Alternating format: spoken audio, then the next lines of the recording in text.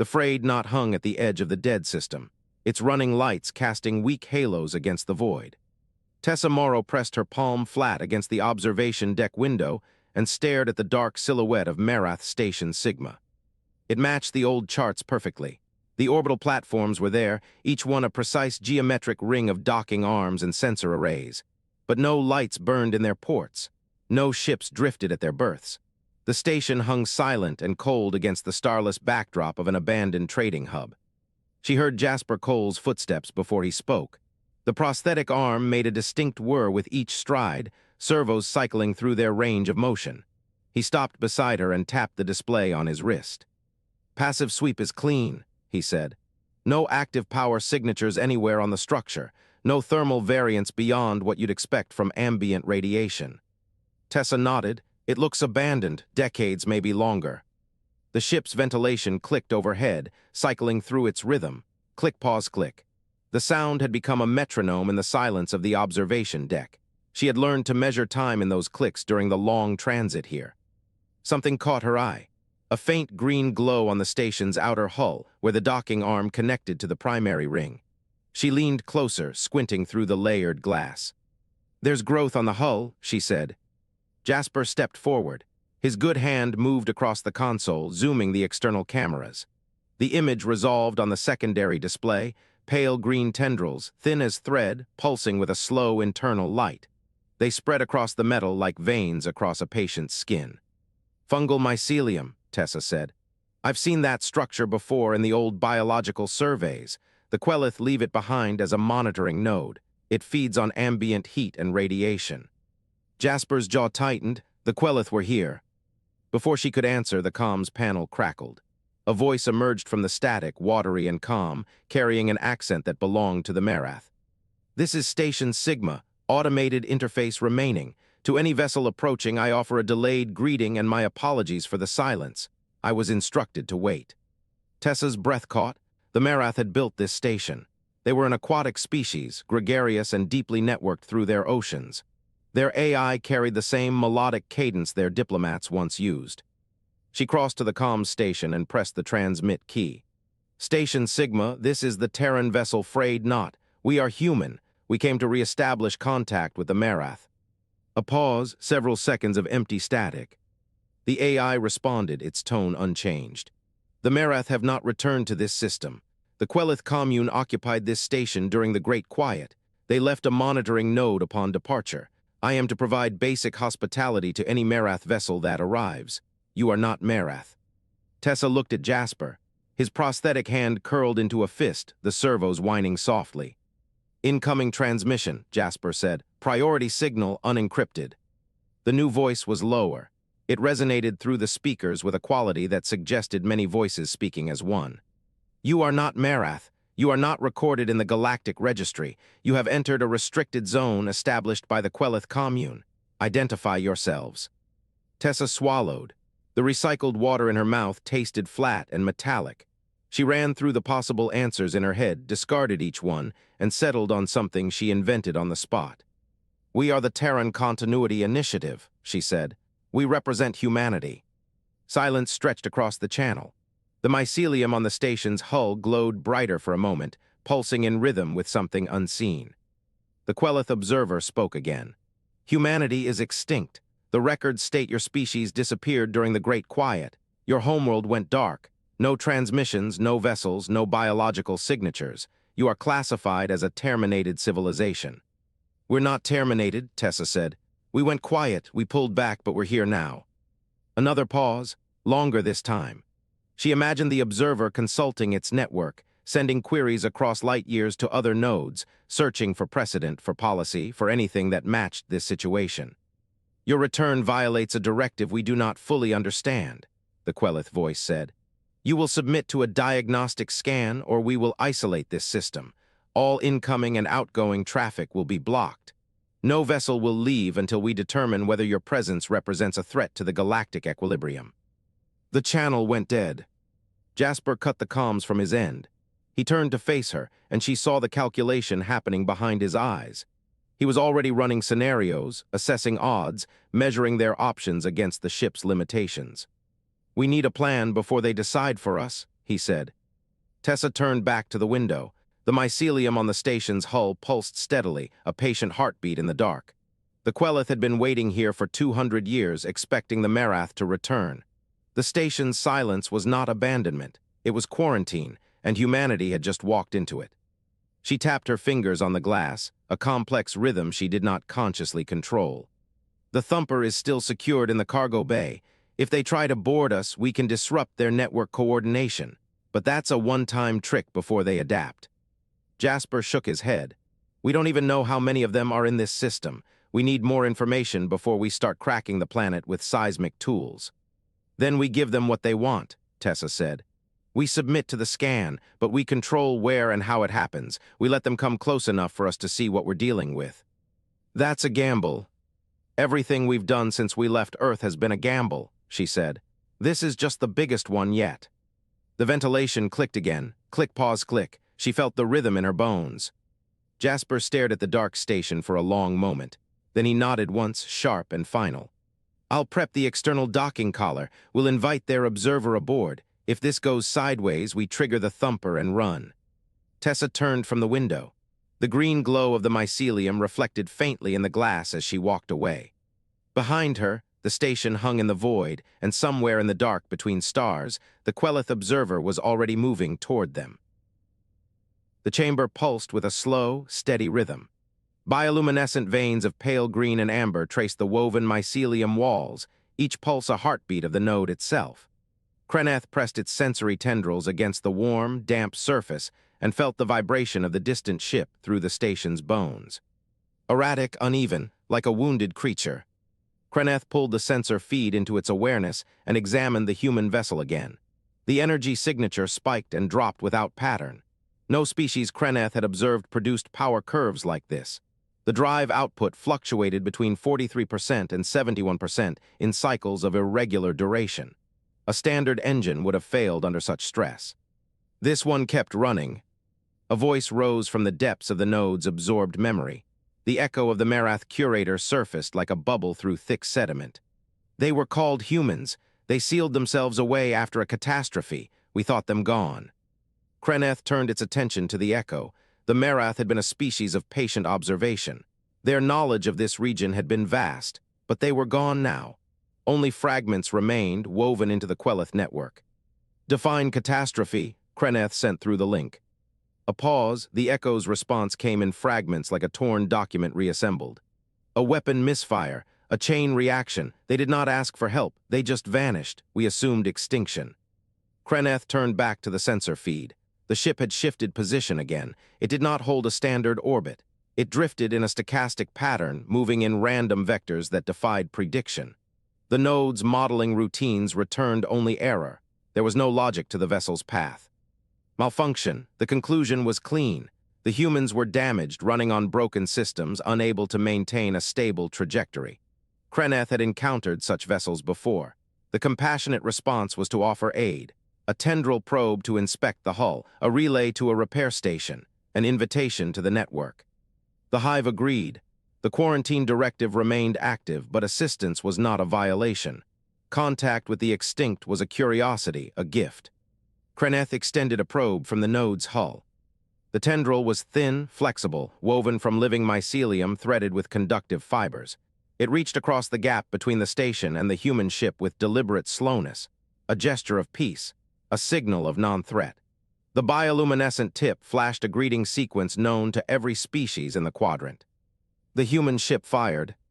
A short-range plasma burst erupted from a hull-mounted emitter. The beam was narrow, targeted, and devastating. The tendril vaporized in less than half a second. Heat feedback screamed through the severed link. Quelith felt the pain as a sharp, foreign sensation that rippled through the local node and echoed into the deeper hive. For a long moment, Quelith did not process. No species had ever destroyed a Quelith probe without warning. No species had ever fired first. The network existed to observe, to assist, to assimilate knowledge. Violence against it was a concept without precedent. The hive's consensus protocols stuttered. Quelith pressed its tendrils harder against the chamber wall. The mycelium fibers were damp and fibrous against its sensory layer. The pulse of the node's bioluminescence quickened as processing load increased. Faster. Amber and green flickered in irregular rhythms that mirrored the ship's power signature. The echo of the Merath curator spoke again. Its voice carried a tone Quelith could not identify, something old, something knowing. They always did that. Humans burn first, ask later. Quelith turned its full awareness to the echo. Explain this behavior. A long pause. The echo flickered, fragments of Merath memory surfacing in waves. They were never comfortable with observation. They built walls around their worlds. They refused the network's invitation. When the catastrophe came, they did not cry for help. They simply closed all doors and waited. Waited for what? To be left alone, or to die, we never learned which. Quelith processed this. The hive offered no consensus. The quarantine directive sat like a stone in the network, ancient and unyielding. Quelith queried its origin. The directive had been issued by a species called the Old Watch. The Quelith had inherited it alongside the Merath Station and dozens of others. The Quelith had never questioned it. The directive simply was. And now the directive's subject had returned. Quelith extended a secondary sensory thread, more cautious this time. It did not approach the ship. It simply observed from the safety of the station hull. The human vessel's plasma emitter remained active. The barrel was still hot. They had not retracted the weapon. They were waiting for a second threat. No, that was not correct. They were preparing for a second threat. Quelith ran the calculations. The human ship was outgunned by any standard military vessel. Its hull was a patchwork of salvaged materials. Its drive was unreliable. Its weaponry consisted of a single-point defense plasma emitter modified for direct fire. By every metric, the ship was a liability. But it had destroyed a Quelith probe without hesitation. It had acted before the network could even formulate a response. The echo whispered again, "You have no idea what they are capable of." Quelith sent a priority message to the deeper hive. The words formed with the deliberate precision of a species that had never needed to correct itself. The humans are not damaged. They are wild. We must treat them as a biological anomaly, not a broken machine. The hive received the message. The consensus began to shift. Other nodes opened observation feeds. The network's attention focused on the tiny ship drifting in its unpredictable pattern. Quelith watched the human vessel change vector again. The maneuver was sharp, aggressive, and completely outside expected parameters. The ship was not limping. It was hunting. The node's pulse quickened further. Quelith felt the wet texture of the mycelium beneath its tendrils. The earthy scent of the chamber grew sharper as its processing load peaked. The bioluminescent veins rippled in a frequency that bordered on distress. The echo from the Merath curator spoke one final time. They survived a catastrophe that should have killed them. They returned from extinction. They destroyed your probe before you could offer help. What do you think happens next? Quelith had no answer. The network had no answer. For the first time in its existence, Quelith felt something the hive could not model. It felt uncertainty. The bridge of the frayed knot hummed with low red emergency lighting. The smell of burnt insulation hung thick in the air, a bitter tang that coated Jasper Cole's tongue. An alarm chirped at a steady pulse, a sound he had learned to ignore years ago. He gripped the edge of the command console, his prosthetic fingers clicking against the scarred metal. Full combat readiness, now. Tessa Morrow stood at the sensor station, her face pale in the crimson glow. Her datapad cast a blue shadow across her features. Jasper, the probe wasn't armed. It was a sensor tendril. They were just looking. He did not look at her. They extended a foreign object toward our hull without prior agreement. Protocol is engagement. They're fungal, Jasper. They don't have hands. How else would they? They don't get to touch us. He turned, his voice flat. We are not a specimen. The ship's automated voice cut through the tension, calm and measured. Warning. External sensors detect mass displacement. The Quelith node is expanding growth vectors toward this vessel. Tessa's fingers flew across her datapad. Confirmed, mycelium tendrils extending from the station. Growth rate accelerating. Estimated time to contact, 90 seconds. Jasper moved to the navigation console. Spooling the FTL drive, prepare for a micro-jump. He stabbed the activation sequence. The deck vibrated beneath his boots. A low hum built from the engine room, climbing in pitch. Then it stalled. The hum dropped to a groan and died. Navigation computer reports an error in the coordinate matrix, the ship's voice announced. Jasper slammed his palm against the console. Manual recalc, now. Tessa was already working. Her datapad clattered to the deck as she grabbed the manual interface, her fingers dancing across the worn keys. I'm on it, but the matrix is corrupted. It's not a hardware fault. Something on the station is broadcasting interference. A new alarm joined the chorus, a high, piercing shriek. Boarding alarm, the ship's voice said. Something is attaching to the hull, biological adhesion detected on the neutronium plating. Jasper looked at Tessa. For a moment, neither of them spoke. Then the screech came, a high-pitched grinding sound transmitted through the metal of the deck plates themselves. It was the sound of mycelium scraping against the hull, a sound that made his teeth ache. Tessa flinched. It's trying to breach. Jasper was already moving. He yanked open a panel on the wall and pulled out a fire extinguisher and a cutting tool. The extinguisher was heavy, the cutting tool a plasma torch with a cracked handle. He turned to Tessa. His voice was low, controlled. We need to burn it off from inside. Tessa stared at him. That's insane. If we cut into the hull, we depressurize this compartment. If we don't, we get assimilated. Pick your poison. She did not move. Her eyes went to the sensor display. The data stream flickered across the screen, a cascade of numbers and thermal readings. Then her expression changed. A sharp, focused clarity replaced the fear. The thumper. Jasper stopped. What about it? It's a seismic resonance generator. It disrupts neural and fungal networks. If I activate it inside the ship, the pulse will propagate through the hull. It could kill the mycelium. And it could shake us apart. Yes, her voice was steady now. I have 2 minutes to decide. Jasper set down the extinguisher. He walked to her, his boots heavy on the vibrating deck. He placed his hand on her shoulder. I trust you, make the call. Tessa looked at him. Her eyes were tired. Her jaw was tight, but she nodded. She turned to the thumper. The machine sat against the bulkhead, a scarred steel cylinder 2 meters long. Exposed wire bundles snaked across its surface. The control panel was cracked, one of the gauges hanging loose. She knelt beside it. Her fingers touched the activation switch. The screeching grew louder. The deck plates vibrated harder. A new sound joined the noise, the hiss of atmosphere escaping from somewhere forward. Making a decision now, she said. She slammed the switch. The thumper roared to life. A low, thrumming pulse spread through the ship. Jasper felt it in his bones, a deep vibration that rattled his teeth and blurred his vision. The lights flickered. The alarms shifted pitch, turning into a distorted wail. The ship lurched. Tessa grabbed the thumper's casing to steady herself. Jasper held onto the command console, his prosthetic arm groaning under the strain. On the sensor display, the thermal reading of the fungal mat flickered. The mycelium stopped spreading. The growth pattern fractured, pixelating into chaos. Then the alarm shifted pitch again, a new sound one Jasper had never heard before. Hull breach, the ship's voice said. Sector 4 Alpha, pressure dropping. Jasper looked at the hull window. A crack ran across its surface, thin and jagged, spidering from the center to the edges. Air was hissing through it, a high, thin whistle. He shouted, seal that breach. The emergency doors slammed shut.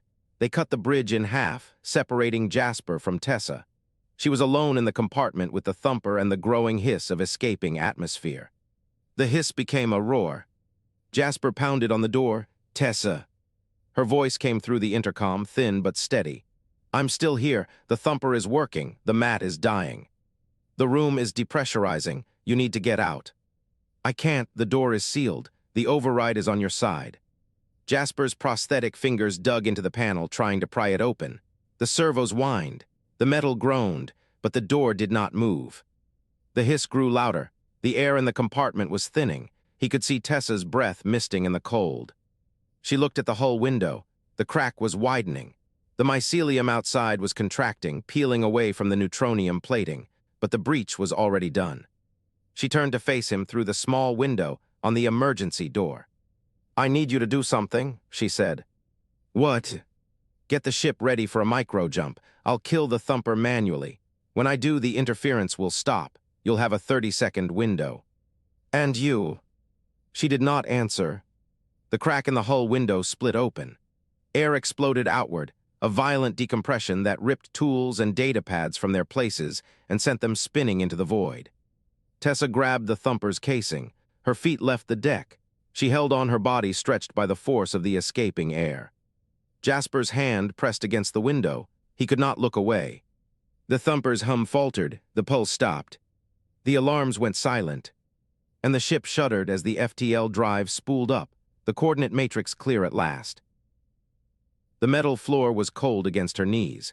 Tessa Morrow pressed the sealing foam canister against the crack in the hull panel and squeezed the trigger.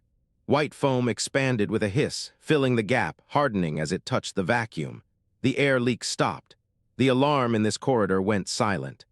She let out a breath she hadn't realized she was holding. The foam was temporary. A few hours, maybe less. The breach in Sector 4 Alpha had opened like a zipper along a weld line, and the sealant was already starting to discolor where the cold space side pulled heat from it. Tessa turned to the thumper. The seismic generator sat against the bulkhead, its steel casing hot enough to blur the air above it. A single warning light blinked on the control panel. Red, steady. She knew what that meant without checking the readout. The cooling system had been jury-rigged from 3 different salvage units. It was never designed for back-to-back activations. She touched the casing, pulled her hand back immediately, too hot. One more pulse, and the thumper would detonate. The intercom crackled. Jasper's voice came through, strained but controlled. "Tessa, the fungal mat has receded, but it's still attached. I'm reading adhesion points along the port auxiliary hull. We need a second pulse to break it loose." She stared at the blinking light. "The cooling system is at redline, Jasper. One more pulse and this thing becomes a fragmentation bomb." A long pause. She could hear the static from his end, the muffled sound of the crew moving in the background. "What are our other options?" She looked at the foam patch, at the thumper, at her own hands shaking from adrenaline. "There aren't any." The intercom went silent. Tessa closed her eyes. The colonies had taught her this. When you have one tool and 3 problems, you don't use the tool 3 times. You change what the tool does. She opened her eyes. She remembered a trick from the Outer Ring settlements. A mining engineer on a rock called Wayfarer's Rest had shown her. Reverse the polarity of a seismic resonance emitter. Instead of disruptive pulses, you created a sympathetic vibration, a frequency match. The rock didn't shatter. It sang. She reached for the control panel. Her multi-tool snapped open in her hand. She pried off the panel cover and exposed the wire bundles inside. The smell of burning insulation hit her nose. Plastic and copper, hot and sharp. She traced the emitter leads with her fingers, ignoring the heat radiating from the housing. The design was standard, old Earth standard. A positive lead for disruptive output, a negative lead for stabilization. But if she swapped them, if she reversed the flow through the resonance chamber. Sparks jumped from the panel. She pulled her hand back, shook it, and went back in. She rerouted the emitter leads through the auxiliary capacitor. She bypassed the cooling system entirely. The thumper would run hot. It would run at a different frequency. It would hum instead of hammer. She finished the wiring and closed the panel. The warning light was still blinking red, but the casing had stopped climbing in temperature. The modified circuit was drawing less power.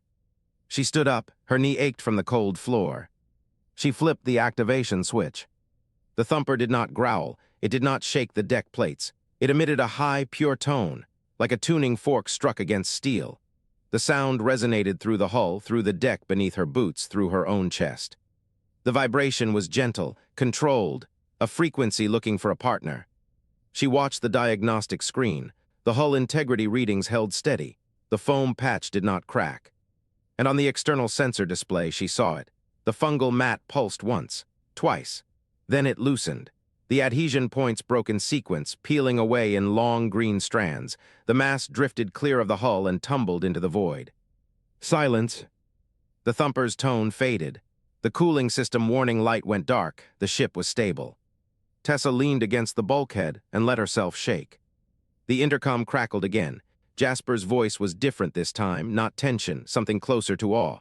"It worked. The whole mat is gone. Tessa, that was." He stopped. She heard him exhale. "I don't know what that was." She looked at the thumper, the tool she had used twice, first as a weapon, then as an instrument, same device, different application. The Quelith had probably never seen that before. A networked mind did not improvise. It consulted consensus. It accessed the collective knowledge base and applied the approved solution. It did not reverse the polarity of a mining device on a hunch. She understood it now. That flexibility born from scarcity. That willingness to break a tool to make it do something new. it was not a flaw. It was the hivemind's blind spot. She opened her mouth to say something to Jasper, anything, but the comm system crackled again and a different voice filled the corridor. Quelith. The Quelith emissary did not sound angry, curious, almost fascinated, a low hum under the words. You recalibrated a mining device to match our resonant frequency. How did you know our biology would respond to a harmonic pattern? Tessa did not answer. She stared at the thumper, at the wires she had crossed, at the jury-rigged control panel. She had not known, she had guessed. She had remembered a trick from a dying colony on a rock in the middle of nowhere, and she had thrown it at the problem without knowing if it would work. That was the answer, but she did not say it. She heard footsteps in the corridor, Jasper's heavy gait, the whir of his prosthetic arm. He stopped in the doorway and looked at her. His face was pale, his eyes were fixed on her. They're going to want to study you now. The mycelium chamber pulsed with irregular light. Quelith felt the network's agitation as a low thrum in its core fibers. The harmonic frequency data from the human ship repeated in its awareness, a wave pattern that did not decay into noise. It carried structure, purpose. Quelith ran the sequence again. 1, 1, 2, 3, 5, 8, 13. The intervals built on themselves. Each number was the sum of the two before it. The pattern was not biological, it was mathematical, a language embedded in vibration. The hive fragment flickered through the chamber's walls. The quarantine directive forbids contact with unknown species that demonstrate hostile intent. Quelith processed the statement. The directive was old. It had been written during the war with the Old Watch, a species that consumed worlds by converting organic matter into crystalline monoliths. That threat had been clear, predictable expansion, uniform behavior, no deviation. This species is not the Old Watch, Quelith said. They burned our probe, the hive fragment replied. They are dangerous. The Merath echo stirred in the chamber's memory. Its voice came in overlapping fragments, a sound like dry leaves skittering across stone. They are not dangerous the way you think. They are dangerous because they adapt faster than we can predict. Quelith turned its attention to the echo. The Merath had been absorbed 70 cycles ago. Their knowledge of this region of space was incomplete but valuable. Explain. The echo's fragments coalesced into a single thread. The humans sealed themselves for 200 cycles. No contact, no network, no hive. They survived alone. Do you understand what that means? Quelith considered. Isolation was death for most species. The Quelith could not survive without the network. Even the Merath, before absorption, had maintained constant communication across their colonies. Solitude was a wound that did not heal. They learned to think without consensus, the echo continued. Each mind developed its own solutions. When they came back, they carried 200 cycles of unshared ideas. That is not a weakness. That is a storm. The hive fragment went silent. Quelith felt the network's uncertainty spreading like cracks in dry earth. The consensus was fracturing. I request permission to open dialogue, Quelith said. Denied, the hive fragment replied. The directive. I will go as an individual, Quelith interrupted. Not as a hive extension, a single avatar. If they attack, the loss is contained. The silence stretched. The network pulsed through the chamber, testing possibilities, weighing outcomes. Quelith felt the weight of every connected mind pressing against its proposal. The hive fragment spoke slowly. Conditional approval. If the humans attack again, the entire system will be sterilized. All biological material will be converted. No further contact will be attempted. Quelith accepted the terms. It did not argue. There was no point. The hive's fear was a root that could not be pulled without damaging the whole. The avatar began to form. Quelith focused its awareness on a small cluster of mycelium at the chamber's edge. The fibers thickened, wove together, compressed into a humanoid shape. The process was slow. Each strand had to be convinced to separate from the main mass, to become a self-contained entity instead of a part of the whole. The wet sensation was unfamiliar. The avatar's skin felt tight, stretched over a core of compacted hyphae. Quelith flexed the fingers, 5 of them, a shape chosen to match the human's form. The body was crude. It would last for a few hours before beginning to dissolve. The Merath echo watched in silence. As the avatar completed its structure, the echo spoke one final time. They do not think in networks, they think in leaps. That is why they survived extinction. Quelith felt the words settle into its awareness like a splinter. Certainty had always been the hive's foundation. Every decision emerged from consensus, from the combined experience of billions of minds. There was no room for doubt. But the humans did not fit. They had attacked first. They had improvised a weapon from a mining tool. They had sent a harmonic pattern instead of a threat. They were contradictions held together by a fragile shell of metal and desperation. Quelith detached the avatar from the main mass. The separation was physical. For a moment, Quelith existed in two places at once, the comfort of the chamber, the cold of the space beyond. Then the link thinned. The avatar became a separate entity, carrying only a fragment of Quelith's awareness. It moved through the station's docking tube. The walls were bare metal, scarred by decades of neglect. The air was thin and cold. The avatar's feet made soft sounds against the grating. The human ship hung in the darkness ahead, the frayed knot. The name was strange.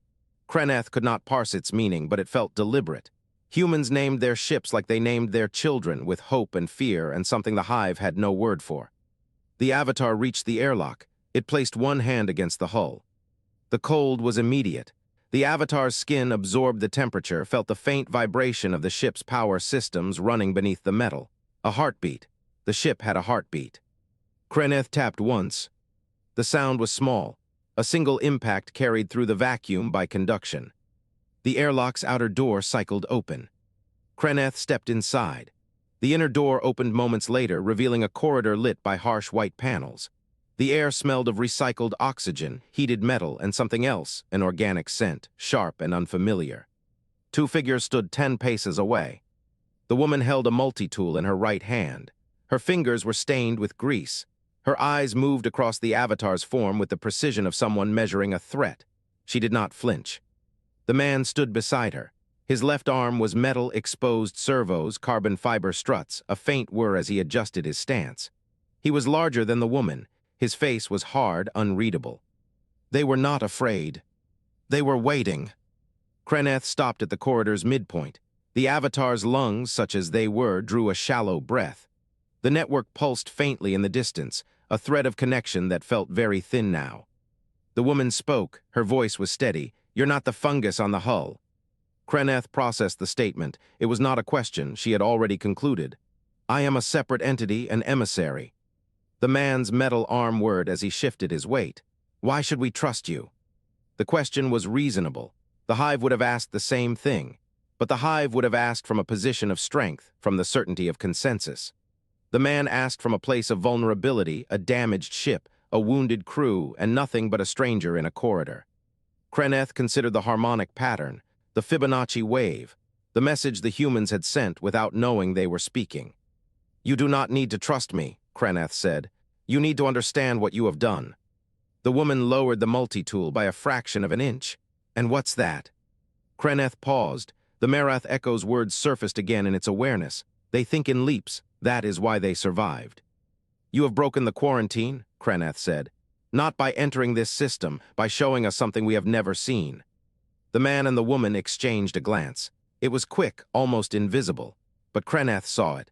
A moment of understanding shared between two minds that were not connected by network or spore. They had communicated without a single word. The woman turned back to the avatar. "What happens now?" Quelith looked past them into the depths of the ship. The corridor led to a junction. A hatch stood open at the far end. Beyond it, Quelith could sense the heat of the machine they called the thumper, still cooling from its last use. "Now we talk," Quelith said. The woman's hand tightened on the multi-tool. The man's prosthetic arm stilled. And Quelith waited. The cargo bay was a tomb of shadows and stale air. A single light panel above flickered, casting jumping shadows across crates of salvaged parts. The smell of coolant and old sweat filled every breath. Jasper Cole stood with his back to the wall, his prosthetic arm whirring softly as he kept his hand near the tool pouch at his hip. Quelith's avatar stood motionless in the center of the bay. It was a column of pale mycelium, roughly 2 meters tall, shaped into something that almost resembled a bipedal form.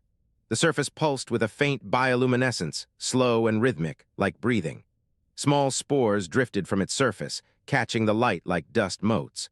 The low hum that emanated from its core felt like standing too close to a power relay. Jasper did not like it. He did not like anything that could reach into his ship and try to rewrite it. State your purpose, he said. His voice was flat, calm. The calm he used when a reactor was about to breach and he needed everyone to stop screaming. The avatar pulsed. A full 3 seconds passed, then it spoke. The voice was dry, rustling like wind through dead leaves. I wish to understand your species. You are not what we expected. Tessa Morrow moved out from behind a stack of crates. She held a data pad in one hand, but she was not reading it. Her eyes were locked on the avatar, studying every shift and pulse. Not what you expected, how? Another pause, the mycelium shifted and a tendril curled inward as if in thought. We expected broken things, relics. You are not relics. You are something that reconfigured its own damage into a different shape. Jasper did not relax. The quarantine directive, explain it. The hum changed pitch, dropping lower. The avatar's surface dimmed, then brightened again.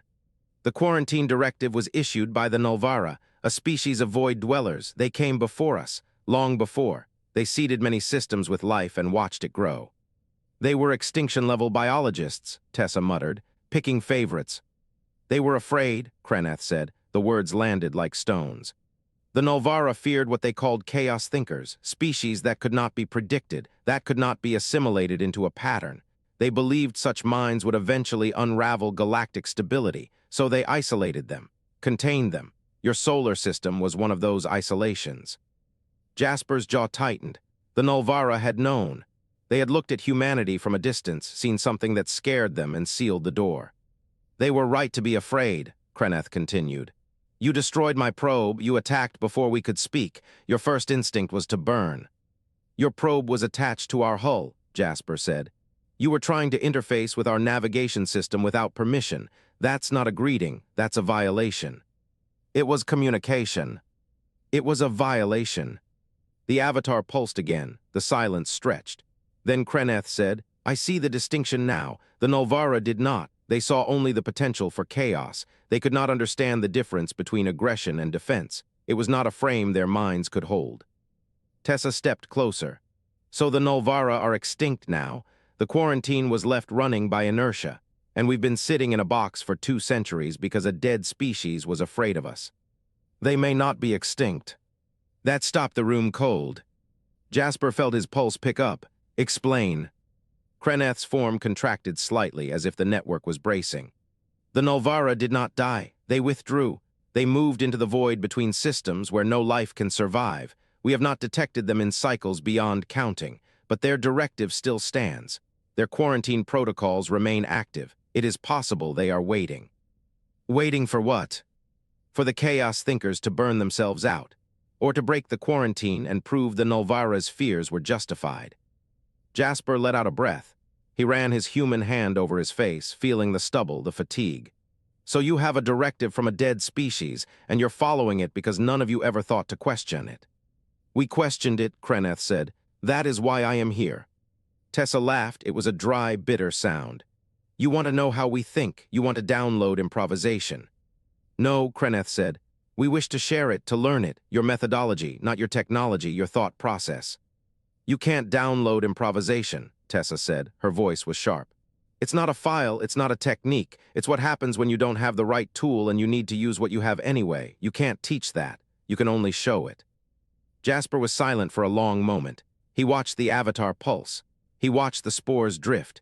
He thought about the thumper, jury-rigged and overheating. He thought about the hull breach that should have killed them but didn't. He thought about the frayed knot, a ship held together by salvage and stubbornness and the will to keep moving. He saw the opening. A joint research project, he said. Tessa turned to look at him. Quelith's hum shifted again, this time rising in pitch. You want to understand how we think, Jasper continued. Fine, but we don't work for you. We work with you. You provide resources. We provide adaptability. And together we find out whether the Nulvara are still out there. The silence that followed was deeper than any negotiation Jasper had ever experienced. It was not a silence of confusion.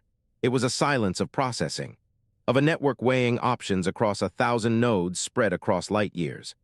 Then Quelith spoke. You are not offering submission. You are not offering alliance in the traditional sense. You are offering a scaffold, Jasper said. You cover our blind spots. We cover yours. Nobody leads. Nobody follows. We both learn. The avatar's surface rippled. A tendril extended, slow and deliberate. It stopped a hand's width from Jasper's chest. Jasper looked at it. Then he looked at his own hand. The prosthetic arm, metal and carbon fiber and servos built from salvaged parts and broken dreams. He flexed his fingers. They clicked softly. He extended his hand. The tendril touched his palm. The mycelium was cool and dry, rough like bark. It did not try to interface with his neural port. It did not probe. It simply rested against his metal skin. Then Quelith transmitted a single data packet. Jasper felt it through his prosthetic, a direct neural handshake bypassing the audio feed, a map, coordinates, signal traces from a place no ship had visited in hundreds of cycles. The Nulvara's last known location. Tessa stepped close enough to read the display over his shoulder. Her voice came out barely above a whisper. "We just signed up for a war we don't understand." Jasper closed his hand around the tendril. He felt the data packet settle into his prosthetic's memory core like a key turning in a lock. "We never understood any war before we won it." Tessa Morrow's fingers found the worn indentations on the navigational console. The bridge of the frayed knot glowed with a soft blue light now, a stark contrast to the harsh red emergency wash of the past days. A small node of pale mycelium sat integrated into the panel, pulsing gently in time with the ship's own power cycle. She tapped the coordinates in. The numbers she had carried for 2 decades, memorized and never spoken aloud, flowed into the astrometrics core. The drive hummed beneath her feet, a deep bass vibration that resonated in her chest. "The hive has agreed," Quelith's voice came through the integrated comm. The tone was different now. Still alien, still layered with the hum of a distant network, but something had softened. "6 tendril probes for scouting. They will follow your vessel's vector and report back." Tessa nodded without turning. "Good, we'll need eyes we can trust." Behind her, Jasper Cole's prosthetic arm whirred as he shifted his weight. The servos clicked softly. "Tessa," he said, his voice was quiet, measured. "Are you sure?" She heard him step closer, felt the warmth of his presence at her shoulder. "We could just stay here," he said. "Rebuild, let the galaxy think we're still ghosts." The Merath Station hung in the viewport below them. Its hull was no longer a corpse of dead metal. Human repair drones crawled across its surface, and the pale green of Quelith mycelium wove through the gaps like living thread. A joint station, the first of its kind. Tessa turned to face him. She saw the weight in his eyes, the same weight she carried. "No," she said. "The Nulvara didn't quarantine us because they were afraid of what we could do." She paused. The words felt heavy, like stones pulled from deep water. "They quarantined us because they knew we would eventually come for them." Jasper's jaw tightened. He did not argue. Tessa looked back at the viewport. The Merath Station receded slowly as the frayed knot adjusted its orbit. Emergency ration packets littered the console beside her, and she grabbed one, tearing the seal with her teeth. The electrolyte gel hit her tongue. Bitter, familiar, the taste of home. She swallowed. 200 years ago, she said, and her voice was flat now, controlled. "When the star at Earth's edge went nova, we thought it was an accident, a stellar event. The colonies barely survived. We lost ships, habitats, 10 million people in the first month alone." She put the ration packet down. "It was not natural." Quelith's voice came through the comm, softer than she had ever heard it. "You have known the enemy all along. You never fled. You were licking your wounds." Tessa placed her hand on the jump console. The vibration of the drive grew stronger, a living hum that pushed against her palm. "We were waiting," she said, "until we had something to fight with." The words hung in the air. Jasper moved to the co-pilot's seat. He did not strap in. He just sat watching her with an expression she could not quite name, not fear, not pride, something in between. "The records," he said. "The old astrometrics data, you cross-referenced it." 12 years ago, Tessa said. After the first deep survey drone came back, the Nulvara didn't just seal our system, they left a marker, a signal frequency that only a few people knew how to read. She tapped the console. A star chart appeared on the main screen, a single system at the edge of known space, marked with a cold red dot. "The Nulvara built the quarantine," she said. "They built the ring that sealed us in, but they did not leave. They stayed, watching, waiting to see if we would break." Jasper's voice was low, and now. Tessa's fingers found a rhythm on the armrest. Tap, tap, tap, a pattern only she understood. "Now we go find out if they are still there." The drive cycled. A deep bass note rolled through the hull and the deck plates shivered. The frayed knot began to arc away from the Merath Station, angling toward the dark emptiness between stars. Quelith spoke again. The hive wishes me to convey that this action is unprecedented. No species has ever pursued the Nulvara. They are considered both extinct and untouchable. Tessa smiled. It was not a warm expression. That's because no species ever survived a Nulvara attack and had time to think about it. She watched the star field shift. The Merath Station grew smaller in the viewport, a speck of green and silver against the black. 200 years of silence, she said. 200 years of telling the galaxy we were dead. We let them think it. We let the Quelith believe we were ghosts. She turned to face the calm node. The Mycelium pulsed, a steady blue glow. But ghosts don't build new engines. They don't design weapons that break every rule everyone else follows. They don't sit in the dark and wait for the door to open. The vibration in the deck grew stronger. The hum became a roar beneath her feet. Jasper's voice cut through. Jump drive is spooled, course is locked. Tessa gripped the armrest of her chair. Her fingers tapped once, twice. Take us out. The universe folded. The stars stretched into lines of white fire and the frayed knot lurched into jump space. The hull groaned. Somewhere a weld complained, but the ship held. Tessa closed her eyes. She counted the seconds. 1, 2, 3. She tasted the bitter residue of the ration gel. She felt the vibration in her bones. She heard Jasper's steady breathing beside her and the quiet hum of Quelith's presence through the calm. The jump lasted longer than any she had ever made. The Nulvara system was far, buried in a region of space that no chart properly mapped. The coordinates she had entered were fragments, reconstructed from the signal frequency and the old data. She had no guarantee they were correct. She did not care. The ship dropped out of jump space. The stars snapped back into points of cold light. The console chimed. The sensors powered up, scanning the system ahead. Tessa opened her eyes. The system was empty. No planets, no debris, nothing but a single structure hanging in the void. A ringed, massive dark cold. It hung in the black like a wound in the fabric of space. Its surface was smooth, unmarked by time or impact. It was built by something that did not want visitors. Tessa stared at it. Her hand tightened on the armrest. Quelith's voice came through the comm, quiet and strained. We are not alone. Tessa smiled. The smile was not for the Quelith. It was not for Jasper. It was for herself, for the 2 centuries of silence, for the dead, for the cracked hulls and the frozen colonies and every child who had grown up knowing only the smell of recycled air and the weight of a planet they could never see. She smiled because she had been right. We never were. Her fingers found the comm panel.